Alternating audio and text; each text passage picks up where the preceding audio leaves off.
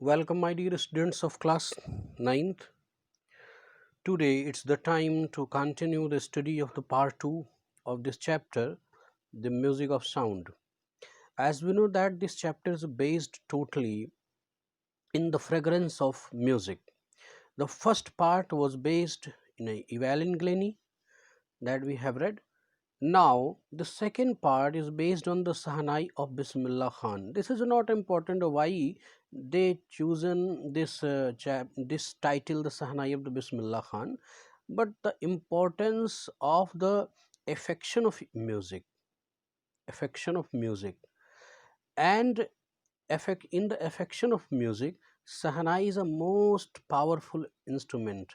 It has a long history to be developed in a Sahanai instrument, and the prominent, very legendary personality of this Sahanai player, Bismillah Khan, was an Indian.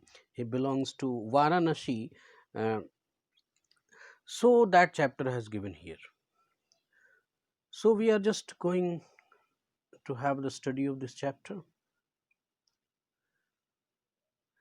Emperor Aurangzeb banned the playing of a musical instrument called pungi in the royal residence, for it had a shrill, unpleasant sound.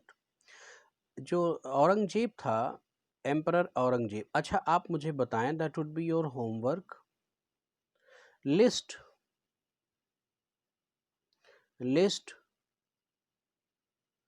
emperors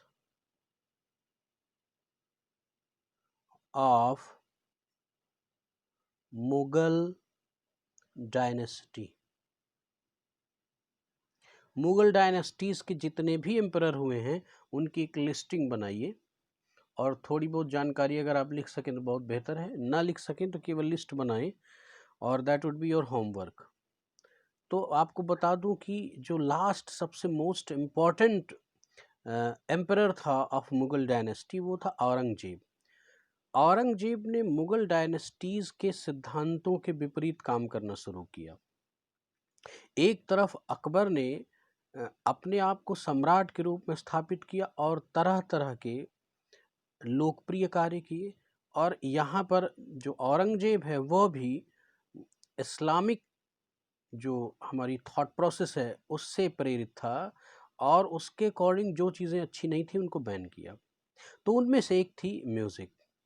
तो आप देखें तो emperor Aurangzeb banned the playing of a musical instrument called the pungi in the royal residence, for it had a shrill unpleasant sound.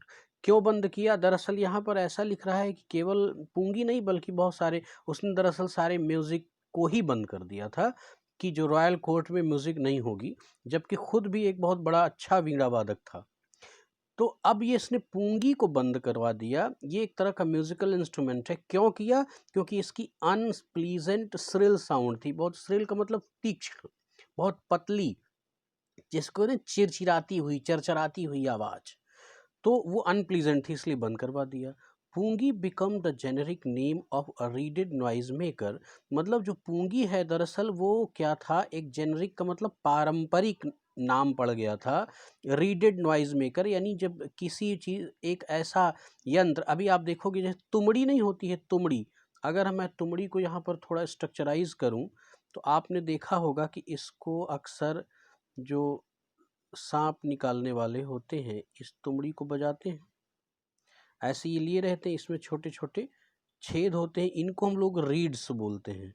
तो ये जो reads maker है, इसी instrument का ये क्या था, एक जेनरिक पारंपरिक नाम था पूंगी. Few had thought that it would one day be revived. कुछ लोगों ने सोचा ठीक है आज आप बंद कर दो, लेकिन एक दिन ऐसा आएगा, it would one day be revived, मतलब फिर से इसका उद्धार होगा, यानी फिर से इस इंस्ट्रूमेंट का यूज़ होगा और इसको इम्प्रूवमेंट मिलेगा. अंत में हुआ भी. अ barber of a family of a professional musician who had access to the royal palace decided to improve the tonal quality of pungi.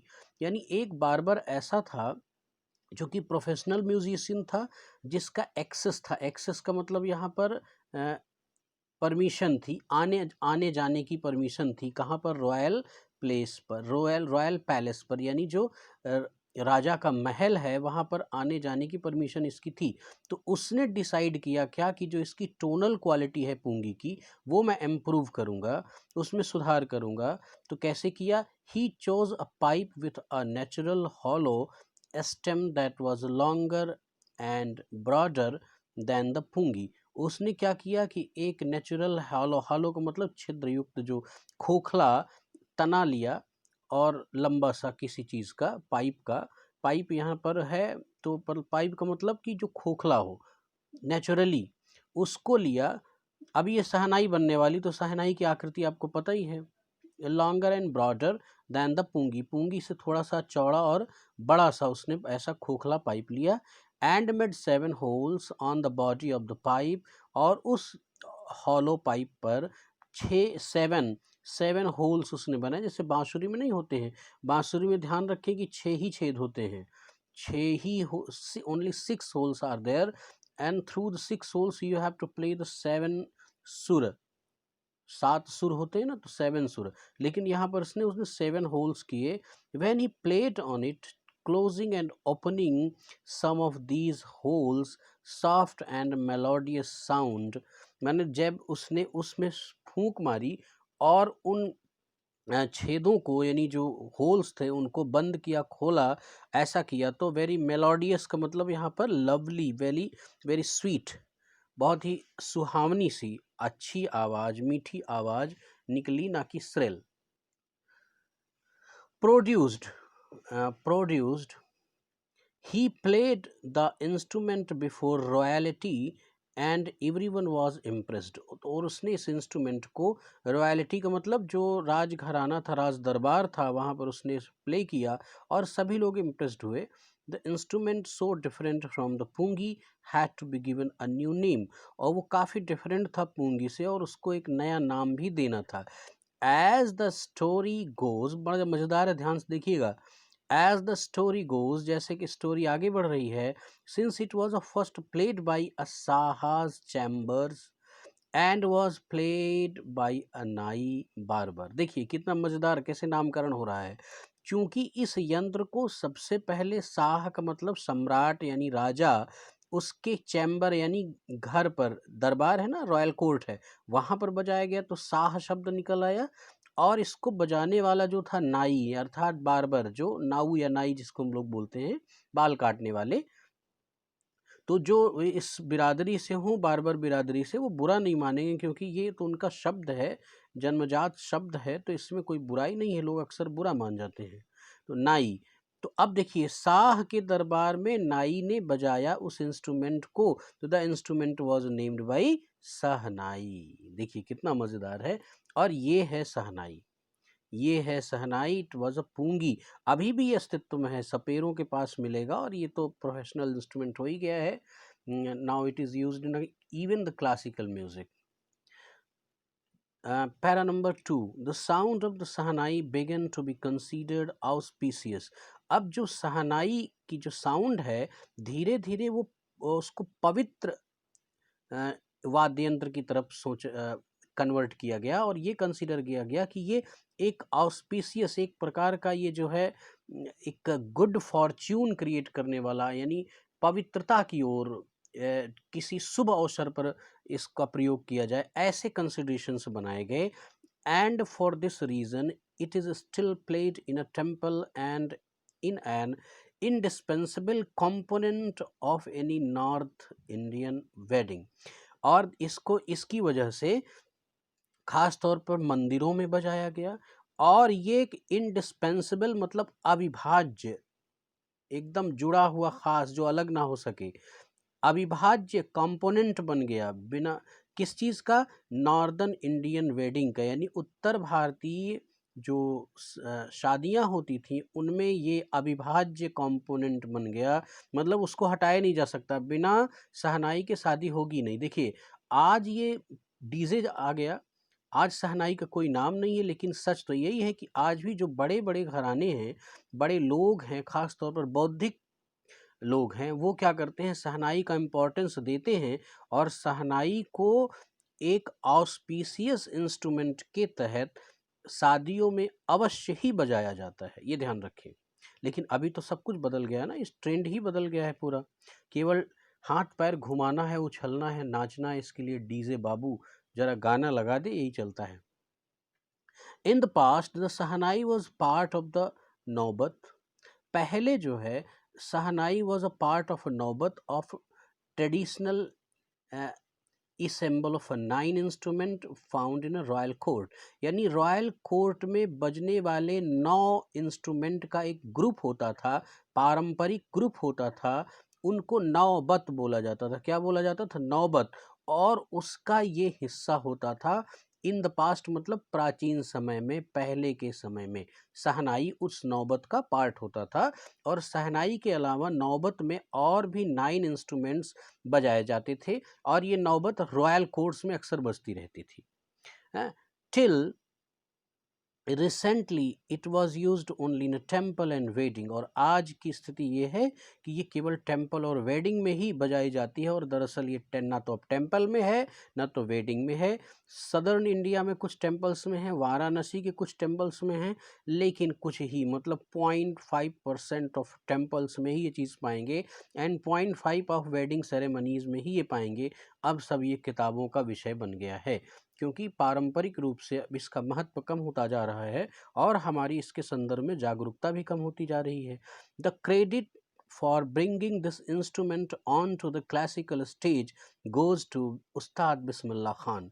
और ध्यान रखें कि उस्ताद बिस्मिल्लाह खान से पहले इसको जो क्लासिकल म्यूज़िक का स्टेज होता था उसमें स्थान नहीं था। लेकिन उस्ताद बिस्मिल्लाह खान ने, अभी कुछ दिन पहले तो मरे हैं बिस्मिल्लाह खान, आई थिंक उनको भारत रत्न दिया भी गया है, बट आप एक बार देख लीजिएगा गूगल बाबा की मदद से कि क्लासिकल स्टेज में इसको लाने का, जो इस इंस्ट्रूमेंट को लाने का जो सबसे बड़ा श्रेय है वो किसका है? उस्ताद बिस्मिल्लाह खान साहब का है। इन्होंने इस इंस्ट्रूमेंट को इतना पॉपुलर बनाया कि क्लासिकल स्टेज अर्थात जो शास्त्रीय गायन पद्धति है उसमें भी इसको इंक्लूड किया गया। As a 5-year-old, Bismillah Khan played gilli danda near a pound of an ancient state of Dumrao in Bihar। तो अब यहाँ पर थोड़ा सा ये बिस्मिल्लाह खान के बारे में बताया जा रहा है कि एज अ 5-year-old, मतलब एक 5 साल का जो बच्चा था अर्थात बिस्मिल्लाह खान, वो गिल्ली डंडा ये पहले का गेम था, हम लोगों ने खेला है, आप लोग तो इसको देखे भी नहीं है, खेलेंगे क्या।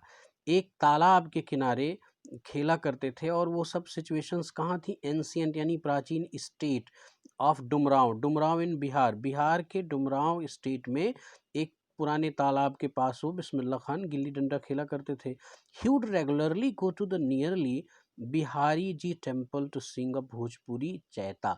तो वो अक्सर, he would regularly go to nearby, नज़दीक के बिहारी जी टेम्पल में भोजपुरी चैता, भोजपुरी चैता एक विधा है लोक गायकी की।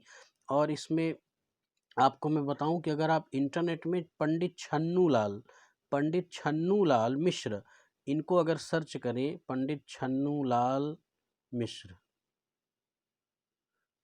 और इसमें लिख दें चैता, तो इनकी गायकी में आपको ये चैता मिल जाएगा। ये इस समय वर्तमान में एक बहुत ही अच्छे विद्वान हैं इस लोक गायकी के, क्लासिकल से गाते हैं वो।